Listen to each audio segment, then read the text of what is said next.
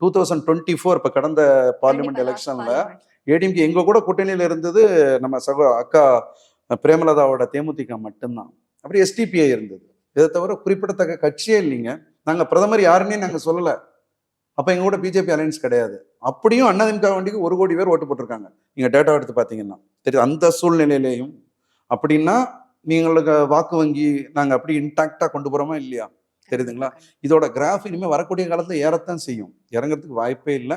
2026ல இது டபுள் ஆகி பெரிய ஒரு மெஜாரிட்டியில ஒரு கிட்டத்தட்ட ஒரு 50-60% ஓட்டிங் பலத்தோட எங்க கட்சி ஆட்சிக்கு வரும் மேடம். இன்னைக்குள்ள தமிழ்நாட்டு ட்ரெண்ட் அதுதான். இந்த டிஎம்கே கவர்மெண்ட் எப்போ போகும், எப்போ அடுத்த கவர்மெண்ட் வரும் அப்படின்னா அதுக்கு அல்டர்னேட்டிவ் அவர் மட்டும்தான். ஒரு எக்ஸ்பீரியன்ஸ்டு மேன். கண்டிப்பா ஒரு புதுசா வந்துட்டு நான் இன்னைக்கு பண்றேங்கிற மாதிரி பண்ணினா அது இவ்வளவு பெரிய நிர்வாக பொறுப்பை வந்து மக்களை மேனேஜ் பண்ணக்கூடிய பொறுப்பை வந்து ஏற்கனவே திறமையா கையாண்டவங்க மத்தியில தான் கொடுக்கணும்.